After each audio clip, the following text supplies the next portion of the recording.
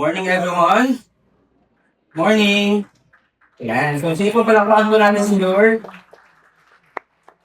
Thank you. Sino po sa inyo dito, you have been learning a lot from our series, Jesus is Better. And talaga pong naiintindihan ninyo at you really welcome it with open arms. So Jesus is indeed better. And kung naiintindihan po natin at talagang tinatanggap po talaga natin that Jesus is better, I would just like to reiterate yung sinabi ni Coach Ron kanina, please invite someone so that we can let them know that Jesus is indeed better. Okay po ba yan? So we're gonna invite, kung wala pa po kayong naiisip na pangalan, it's fine, but please pray and ask the Holy Spirit to put a name in your heart. And then, write it on the paper. Or kung hindi nyo pa na alam ngayon, pwede namang next week. So okay po ba yan? I hope na we will all do our diligence and then ask the Holy Spirit for that person that we can invite to church. Eventually, we're not just bringing them to church, we're bringing them to Jesus. Okay, so we're gonna continue our discussion, our preaching dito po sa series natin, Jesus is Better. And I'd like to invite everyone to stand up and open your Bibles to Hebrews chapter 4, verses 14 to 16. So this is what Coach Ron read kanina. And we're gonna read the same thing. And I hope that as we have read it twice this morning, I hope na it's gonna minister deeply for all of us, to all of us. So let's um, open our Bibles. Hebrews 4:14 to 16. So if you're there, please say, Jesus is better. So let's read. Since then, we have a great high priest who has passed through the heavens, Jesus, the Son of God. Let us hold fast our confession. For we do not have a high priest who is unable to sympathize with our weaknesses, but one who in every respect has been tempted as we are, yet without sin. Let us then with confidence draw near to the throne of grace that we may receive mercy and find grace to help in time of need. Let's pray. Lord, we humbly ask that as we talk about you being our high priest, I pray, God, that you're gonna transform us. I pray, Lord, that we will understand what it implies for us that you are our high priest. I pray, God, that there's gonna be a change of mindset as we listen to your word, um as we meditate on your. Thank you, God, in Jesus' name. Amen. Pwede na po tayo maupo.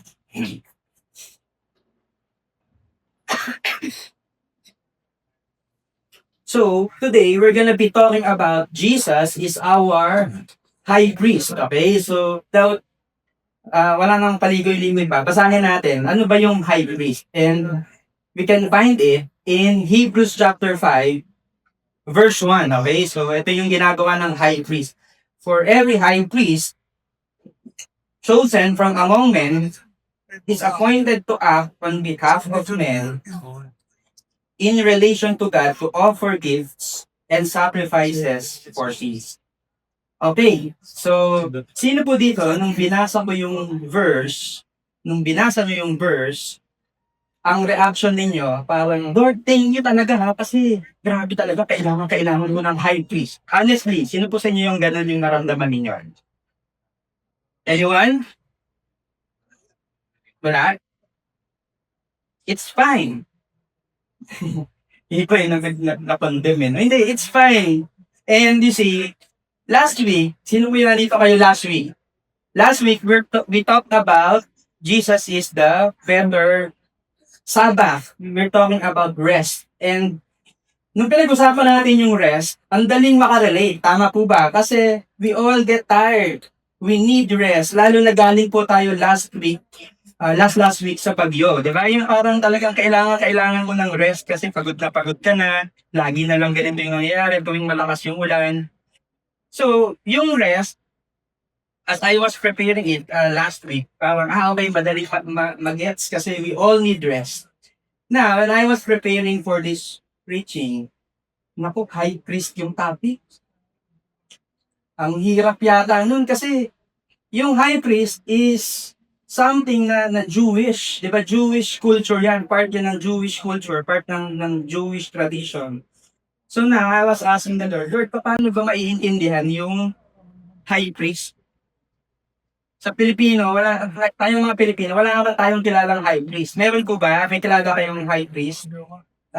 Dito sa Bicoayan, dahil yung taga-Pandayan, yan, ganun yung, wala, probably. And that's my prayer to God. Lord, paano ba natin lahat maiintindihan kung ano ba yung high priest? And as I was praying about it, I felt like ito yung impression ni Lord sa akin. Ito yung answer ni Lord. Sabi niya sa akin, yung high priest is the solution that was instituted by God. Solution siya. So, para mas maintindihan natin at mas ma-appreciate natin yung solution, ano yung kailangan natin tignan? Kailangan natin tignan yung problema. Okay? And that problem is something that all of us have in common. Whether you're a Filipino, whether you are a Jew or not a Jew, maiintindihan po natin yun. Because the problem addressed by the high priest, by the need for a high priest, is none other than sin. Sino po dito meron po kayong sin? Nakagawa na po kayo ng sin. Can you raise your hands? Yan. Yung mga hindi nagtaas ng kamay, wow, galing, diba? So, grabe, diba? So, mamaya, mentoran nyo naman ako, paano ba yun, yung hindi nagkakaroon ng skin? And we're gonna understand the weight, the importance of the solution kapag naintindihan natin yung weight ng problema. Tama po ba? So, naalala ko lang, back in 2021. So, that's the year na nagkaroon po ako ng COVID. Sino yung mga kapwa ko na nagka-COVID? Taas kamay. Yan, 2021. Alala nyo ba yun? So, ang nangyari po noon, my doctor said na huwag ka nang magpa-hospital, dyan na lang sa bahay. Mag-confine ka na sa bahay. Meron akong kilalang nurse. Yung nurse can go to your house. So na lang yung bayaran mo. Okay? So, ang gagawin lang naman ay i-administer niya yung medicine, lalagyan ka ng swero, lalagyan ng gamot, yung swero. And then, ilan nga yun? 2 weeks, yan. And you're gonna be healed of your COVID. Okay? So, that's what we did. Because I had COVID, syempre, kailangan kong mag-isolate. Okay? Naalala niyo ba yan? COVID days. Naka-isolate po ako. At during that time, wala pa po kaming anak ng wife ko. So, dalawa lang kami dun sa bahay. Magkahiwalay pa kami, di ba? Imagine, di ba? Dalawa nga lang kami, nandun ako sa isang room, nandun po sa kabilang room. So, hindi kami talaga nakikita in person because I have to isolate myself. And the nurse will just go to our home every night to administer medicine. So, ganun po yung setup namin. Until one day, yung wife ko nagkaroon ng allergy. Ayan. Yun pong wife ko, pagka nagkaroon ng allergy, talagang nagpapantal, namumula yung katawan niya, yung balat niya. So now, sinabi niya, meron akong allergy, ganyan-ganyan. Pagdating nung nurse, ang sabi nung nurse, ma'am, hindi na po maganda yung itsura ninyo. Fatal na po yung allergy ninyo. So, syempre, ano yung naramdaman ko? Medyo kinababahan na ako, nagpapanik na ako. Kasi, I can't do anything about it. Hindi ako pwedeng lumabas, makakawaan siya, okay? So, sino yung tutulong? And what happened is that, yun pong nurse, siya mismo yung nagsabi na, sige, ganito po, tatanong po ako sa doktor, and then bibili po ako ng gamot. Ako na rin yung mag-administer ng medicine para sa'yo. And you see, kung hindi po natin alam how fatal kung hindi ko po alam kung how fatal that allergy can be, parang probably hindi ko masyadong iintindihin yung kahit na hindi natin masyadong solusyonan, okay lang, itulog mo lang yan. Baka ganun lang yung maging reaction ko. But when the nurse said na hindi, fatal na lo, I was really thankful that the nurse came at the right time, diba? And administered the medicine. And that's what I'm trying to say. Hindi natin masyadong nagigets kung ano yung importance ng high priest because we did not grow up having a high priest. Pero I'm sure, alam po natin yung ibig sabihin ng sin because all of us have been afflicted by sin. Okay, so let me read Hebrews 4:13. Ito po yung last verse bago sinimulan yung author ng Hebrews, yung topic niya about the high priest. Sabi po niya in verse 13, "And no creature is hidden from his sight, but all are naked and exposed to the eyes of him to whom we must give account." And this is a reference to Adam and Eve. So si Adam sa si Eve, they ate the fruit and they fell naked and ashamed. Okay, naked and ashamed because of the sin that they have committed. And now, pag pinag-usapan po natin yung sin, bago po natin pag-usapan si Jesus as the high priest, pag-usapan muna natin ng konti yung sin. And I believe that sin is not just about breaking a rule. It's more about breaking a relationship with the holy God who loves us. So for example, sino po dito nahuli na kayo ng MMDA sa traffic violation? Huwag nyo nang itaas yung kamay niyo. Yeah, iba proud pa yun. Taas ng... So, nung pinara kayo nung MMDA, ano yung sabi niya sa inyo? Ano yung sabi ng MMDA sa inyo? Ang sabi ba niya, "Sir, makakatampo ka naman eh. Nag-beating the red light ka. Simula ngayon, hindi na kita babatiin kapag birthday mo. Galit na ako sa'yo." Ganun ba yung sinabi? Well, walang nahuli, no? So, kaya hindi kayo makarili. Hindi ganun yung sinasabi ng MMDA. Di ba? Anong sasabihin? "Sir, may violation po kayo. Ito po yung pahingi po ng lisensya. Ito po yung ticket. Bayaran niyo po yung fine. Tapos hatin po kayo ng..."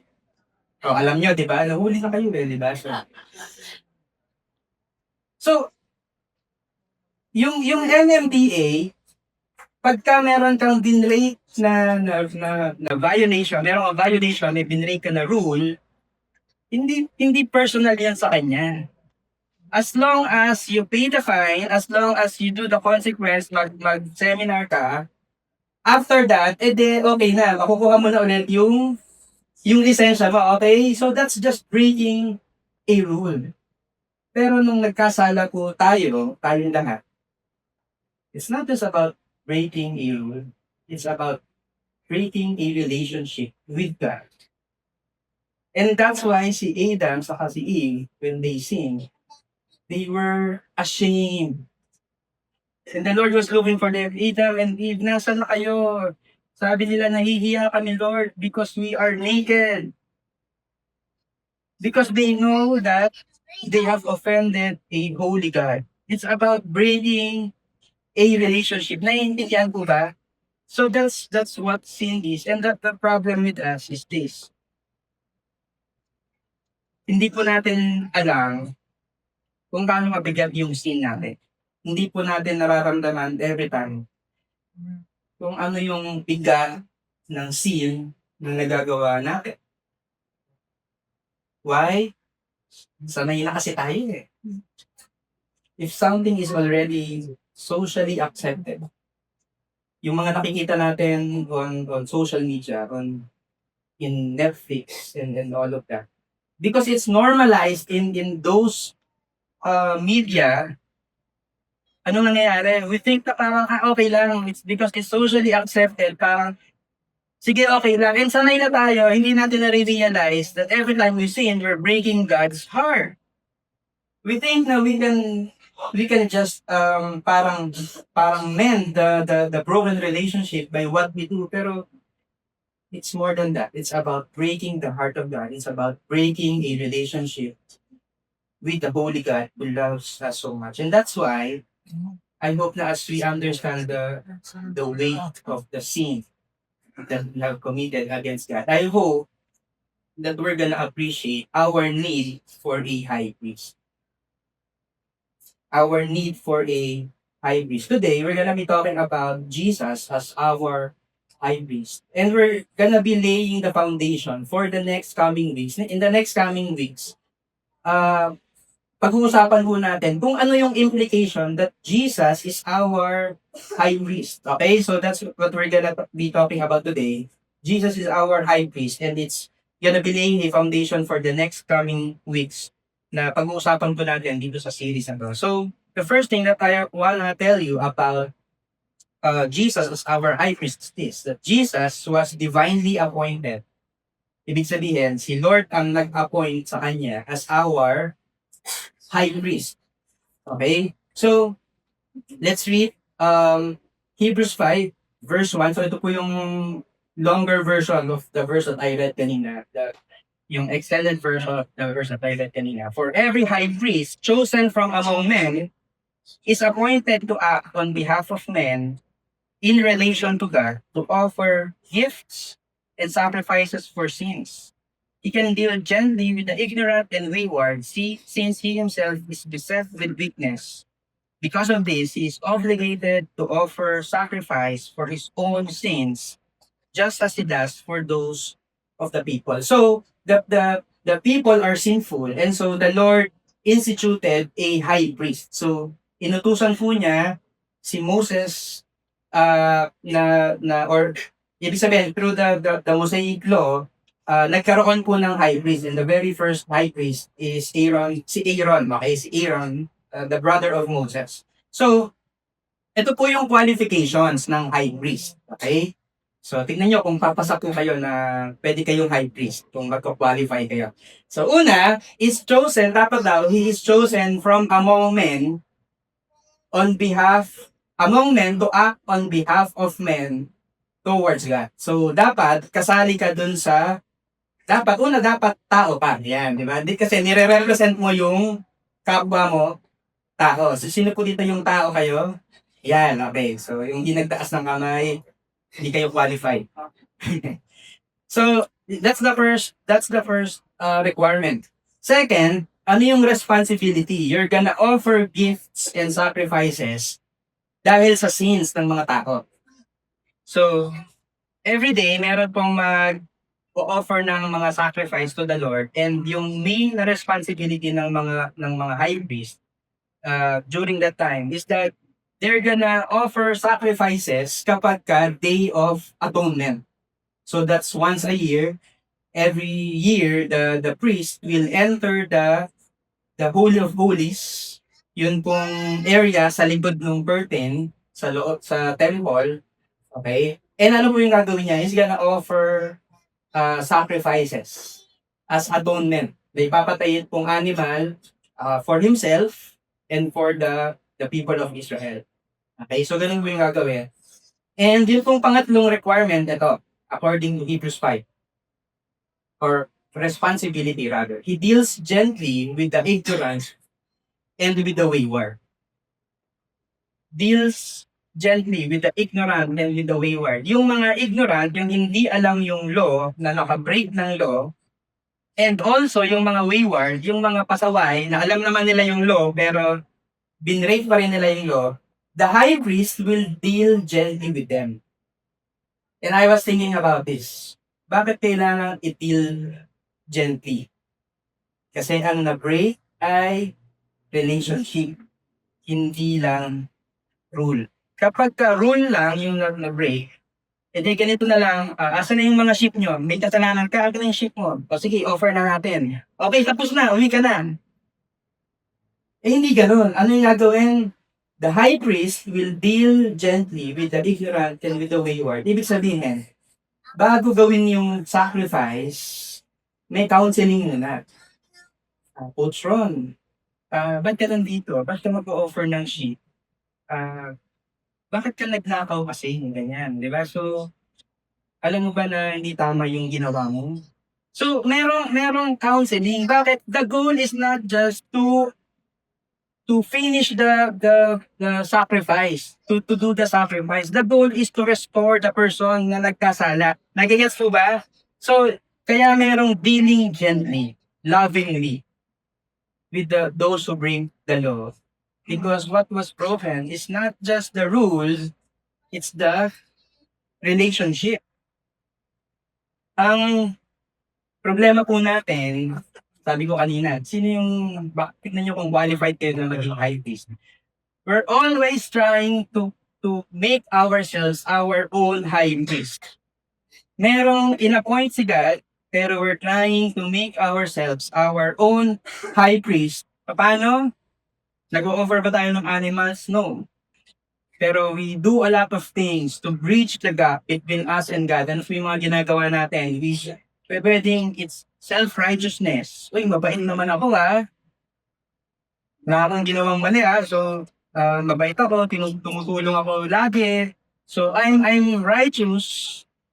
So, siguro naman, mag-bridge ko na yung gap between me and God. Or sometimes, it's about empty religion as we do the things na ginagawa natin out of religion. Di ba, nakapagdasal na ako ng sanggong ganito, lumugod na ako, nagbuto na ako sa ganyang simbahan. Because of that, we think that we're bridging our gap with the Lord. Sometimes na ginagamit natin yung success natin, yung materialism, di ba? Because I'm successful, because I'm better than most people, yung sila, yung mga classmates ko, hindi mga masisipag mag-aral yan. Ako, masipag ako mag-aral, di ba? Successful ako. Siguro naman, mas close kami ni Lord. Kasi sila pasaway, ako hindi. We use our self-image, our reputation, if we think that we have a good reputation, kapag maganda yung image mo, we think na nabibridge natin yung gap natin with God. And kapag walang-wala na talaga, ano yung ginagawa natin? We just drown ourselves with pleasure and escape. Diba? So, hindi mo na ma-bridge yung gap mo with the Lord. You're just gonna entertain yourself with pleasure. Wala na hindi mo na alam how to bridge the gap between us and God. And so, we're gonna continue reading verse 4.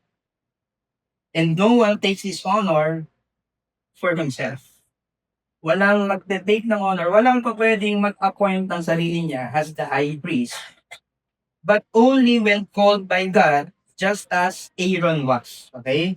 So also, Christ did not exalt himself to be made a high priest, but was appointed by him who said to him, "You are my son, today I have begotten." As he says it also in another place, you are a priest forever after the order of Melchizedek.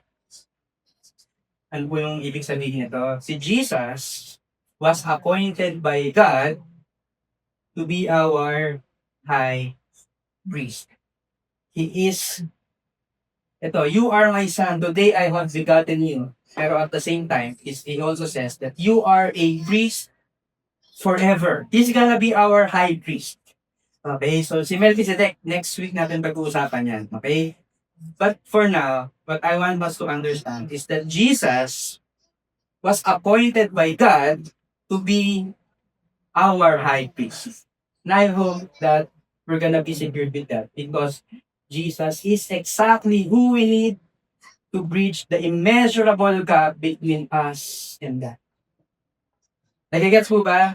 Kung meron talaga tayong kailangan na high priest, it's not the human high priests that were appointed in the past. Although they were faithful, they fulfilled their responsibilities. But sino yung talagang high priest na kailangan natin? Who is able to bridge the gap between us and God? It's none other than Jesus. Jesus is the high priest that was appointed by God to be the high priest for us. Second is this. Jesus fulfilled his duties effectively and with compassion. Yung role niya, yung responsibility niya bilang high priest, he effectively fulfilled it, and hindi lang yun, he did it with compassion.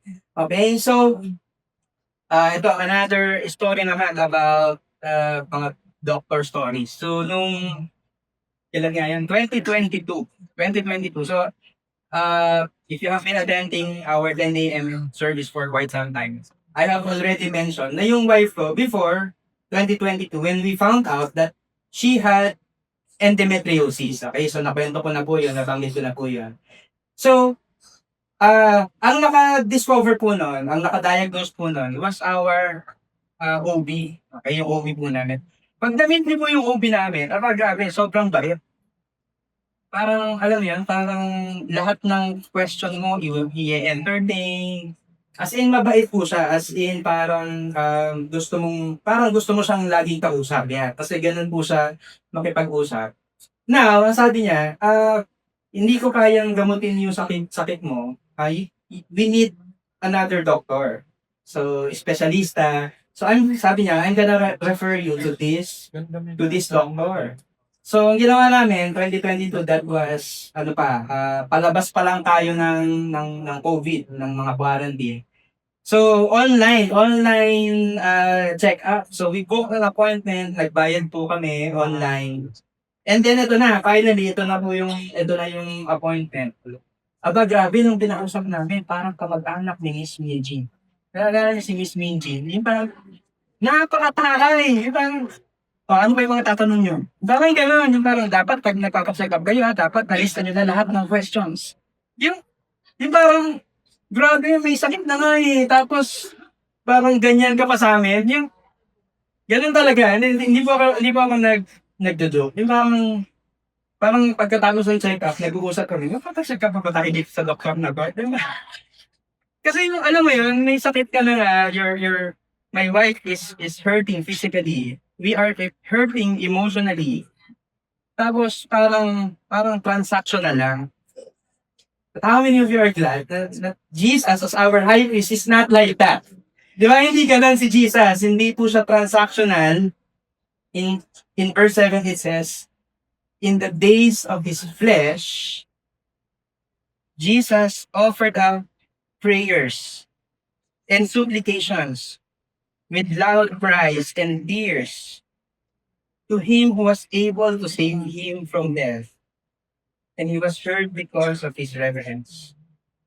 Although he was a son, he learned obedience through what he suffered. And the picture of this, si Jesus, he offered prayers and supplications with loud cries and tears. And I was thinking of none other than his prayer time in the Garden of Gethsemane.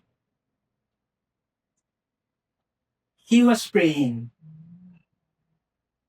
And probably this is the most difficult prayer of all. I don't know. Pero pas binasa niyo po sa Bible, when Jesus was praying, he was sweating blood. Luke 22. We're gonna see it in the Bible. When Jesus was praying, he was sweating blood. Sino po dito sa inyo nagpe-pray po kayo? Yeah, nagpawis na po kayo ng dugo habang nagpe-pray kayo. Or dumugo lang yung ilong nyo kasi hindi, he was sweating blood at that time. And yet in fact, Luke 22 says that an angel came to strengthen Jesus. Bakit kailangan ng angel to strengthen Jesus? Nagpe-pray lang naman siya. Ano bang ginawa ni Jesus? Nagpe-pray. Pero it's not just the kind of prayer that we do. Because ang sabi po dito sa Bible, when he was praying, di ba, it's loud cries and tears. Why? Because Jesus is not just transactional, hindi lang yung akin yung ship mo. O sige, i-offer natin. Hindi lang ganun. He knows the weight of sin that man has committed. Maybe more than yun pong consequence ng sin that Jesus does not want us to experience. A broken relationship, a separation with God. He was the one who took it. He became sin for us. That's why he is exactly the high priest that we need. Because imagine the high priest na yung iba pong mga high priest, probably dumating na sila dun sa point na sa sobrang dami nung nag-o-offer ng mga animals, probably manhid na sila. Di ba? Okay, sige, ito na lang ang tao na to, mag-o-offer na lang ka ng sheep. Alam ko na yun, alam ko na yung kasalanan mo. Di ba yung sinabi mo nung last week, yun pa din yung kasalanan mo. And tayo po, we can grow cold towards, we can parang grow lang towards sin, but not Jesus. He knows what it means to be afflicted by sin because He became sin for us. And ano po yung nangyari? In verse 9, because of what He did, because of His obedience. Verse 9 says, and being made perfect. Not that Jesus was not perfect, pero ang ibig sabihin lang po nito is that hindi po ibig sabihin nun, He was morally imperfect. Hindi po yun yung ibig sabihin nun. But ibig sabihin, He was perfected, doon and perfected, to be our Savior and our High Priest. He became the source of eternal salvation to all who obey Him, being designated by God a High Priest after the order of Melchizedek. Ano po yung result of what He went through? Because He became our High Priest. And hindi lang po siya basta transactional. He fulfilled exactly what a High Priest should do. That is to offer sacrifices unto God. He offered Himself as the sacrifice for us. Ano po yung nangyari? He became the source of eternal salvation. You see, yun pong nurse that I was talking about earlier. Faithful po siya in going to our house. Every night, talagang pupunta po yan, update, ganitong oras po ako pupunta. Every night, wala po siyang mintes. He was really faithful in administering the medicine. But you see, kung ano po yung kayang gawin ng nurse, the only thing that the nurse can do is to administer the medicine. Ano yung gagawin niya? Pupunta siya sa bahay, lalagay niya yung swero, lalagay niya yung gamot sa swero. But healing is not dependent on him. Nagigas mo ba? The same way, the high priest, the other high priests, they will just do the sacrifice. They will just perform the sacrifice. But forgiveness, the solution to sin, the forgiveness to sin, does not depend on them. They can only do this much. Be faithful with the sacrifice, with the responsibilities of a high priest. But forgiveness, the mercy of God does not depend on them. It still depends on God. Pero si Jesus, ano po yung ginawa niya? Which leads me to my last point. Jesus invites us to come to Him for mercy and for grace. You see, the high priests, wala po silang ability to forgive. They can just do the what is required para gawin yung sacrifice. Pero si Jesus, because He is our high priest, and He is also the sacrifice, what happens is that He invites us to come to Him for mercy and grace. It's like on our worship team. You see, verse 14 of chapter 4, this is what we were reading kanina. Since then, we have a great high priest who passed through the heavens, Jesus, the Son of God. Let us hold fast our confession. For we do not have a high priest who is unable to sympathize with our weaknesses, but one who in every respect has been tempted as we are, yet without sin. Ano po yung description dun sa high priest? Our high priest passed through the heavens. If the human high priest passed through the curtains to do the sacrifice for what? for the atonement of our sins. Pero ang totoo niyan, hindi naman yun permanent solution sa sin. Guess what? Jesus passed through the heavens, giving us an access to God permanently. That's our high priest. And sabi sa Bible, we don't have a high priest who is unable to sympathize with our weakness. Some of us here, we're going through several weaknesses. Some of us, we're experiencing grief. Kahapon, meron po akong kausap. And this is very heartbreaking. Kasi this year alone, meron pong 3 deaths in the family. Yung mami niya namatay nung March. Yung lola niya namatay nung June. And then yung kapatid ng mami niya, yung uncle niya, namatay 2 days ago. And she's really going through a lot of grief. You see, when Lazarus died, Jesus wept. Then if you think na hindi naiintindihan ni Jesus yung what you're going through, sabi sa Bible, wala po tayong, yung high priest po natin, he is able to sympathize with our weaknesses. How many of you have been rejected? Diba, meron kayong in-invite sa church, ni-reject kayo. Meron po kayong tinulungan, ni-reject kayo. If you have been rejected, guess what? Jesus felt rejection as well. Alam niyo kung sino yung mga nag-reject sa kanya? His disciples, his closest friends, the friends that he has invested time with. His closest friends rejected him, deserted him at the time when Jesus needed them the most.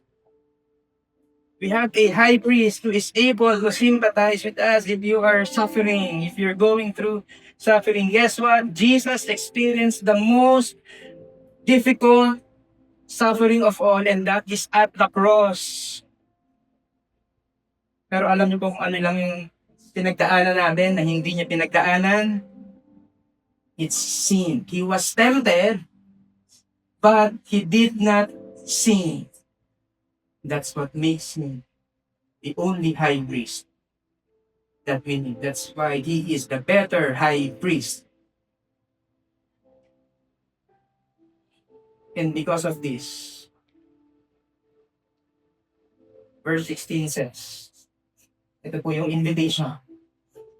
Let us then, with confidence, draw near to the throne of grace, that we may receive mercy and find grace to help in time of need. You see,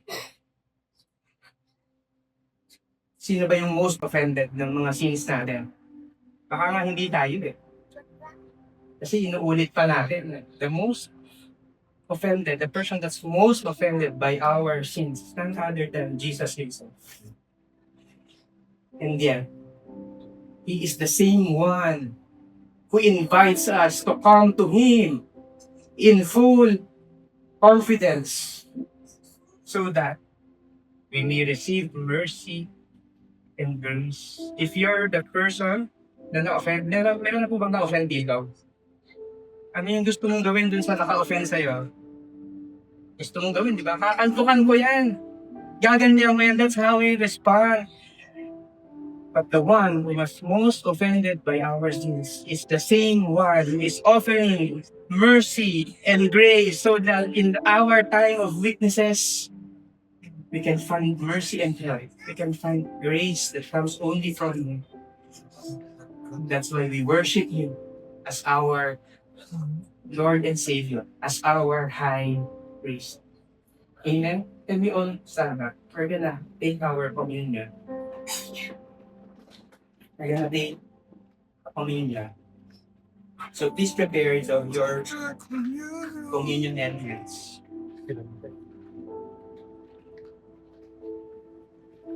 Okay, gagawin natin. Before we take the communion, pastan niyo po yung communion elements. The bread and the cup. You see, if we will fail to understand what this means, yung relationship natin kay Lord, transaction na lang. O Lord, dahil nag-communion ako, ibig sabihin, okay na, ginawa ko na yung ritual. No. This communion that we're about to take, what this symbolizes is that our high priest, Jesus, passed through the heavens by offering himself. Because you see, ang requirement sa sacrifice is an unblemished animal. Perfect animal. That's why Jesus, as the high priest, offered himself. Ito pong communion that we're about to is a picture of the perfect person who sacrificed himself so that tayo pong lahat, we can have an access towards God. Yun pong broken relationship that we have once had because of our sins will be reached, will be mended. That is not without sacrifice. He did it through his own sacrifice. Amen. We're gonna read from the Bible in 1 Corinthians chapter 11. 20-26 it says, "For I received from the Lord what I also delivered to you, that the Lord Jesus, in the night when he was betrayed, took bread, and when he had given thanks, he broke it and said, 'This is my body, which is for you. Do this in remembrance of me.'" This is the body of Christ, which was broken for us, which nourishes us so that we can have a life filled with the presence of God. That's all partake of the bread.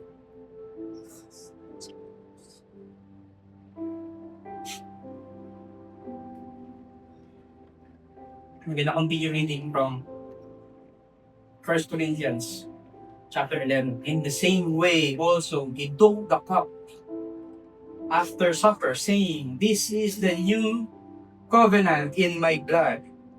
Do this as often as you drink it in remembrance of me. For as often as you eat this bread and drink the cup, you proclaim the Lord's death until he comes." This is the blood of Christ, which was shed for us, to save us from our sins. Let's go and partake of the cup.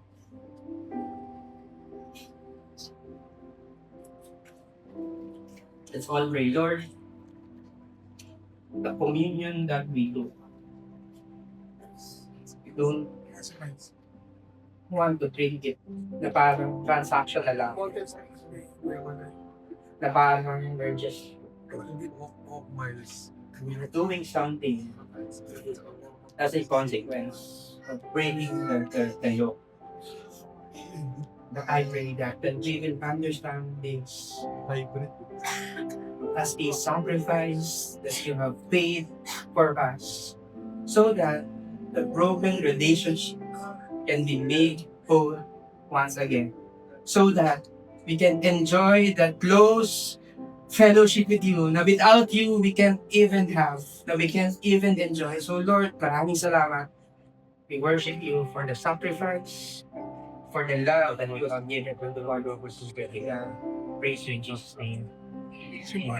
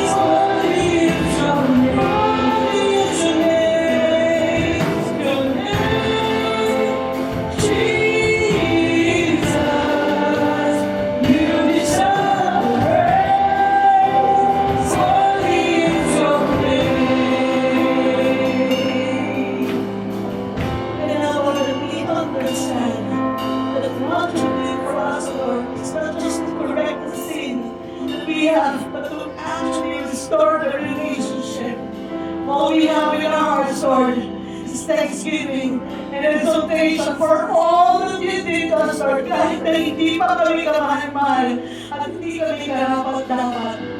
Shall we all sing to Him? Be exalted, God, in the heavens, as your glory fills this place.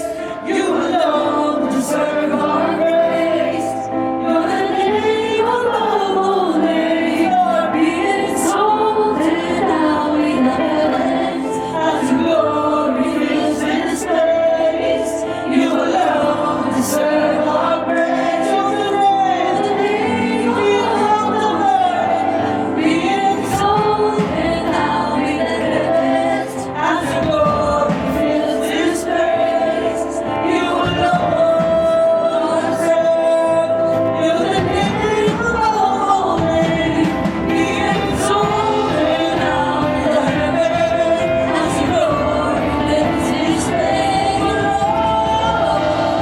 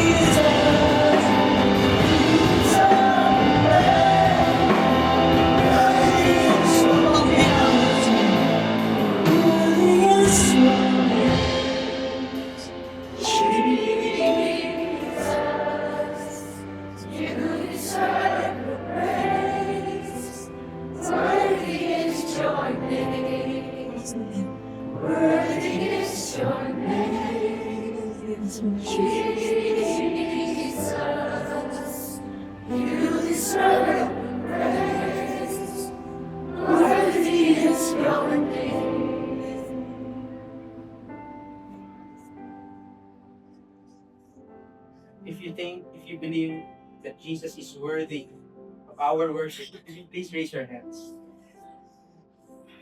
Or that's all of us. Thank you, God. Na kami nga mismo, hindi namin alam yung weight ng sin namin. That's why, ulit-ulit namin ginagawa. Sometimes, Lord, proud pa nga kami, masaya pa nga kami dun. But you, Lord, you know exactly what it means to be afflicted by sin when you became sin for us. That's why we worship you, God. We honor you. Because even if you're the person that's most offended by our sin, ikaw pa yung nag-extend ng invitation to draw near you, to come before you, so that in times of our weakness, in times when we are grieving, in times when we're rejected, in times when we're suffering, in times when we are tempted, we can come before you and receive mercy and help in time of need. And that's you. That's the God that we worship. That's why we declare that you are worthy about everyone, about everything. Thank you, God.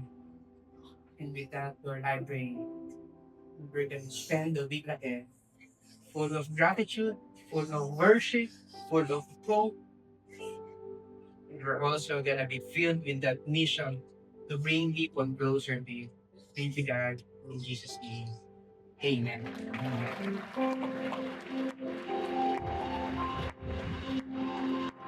Thank you everyone for joining us again.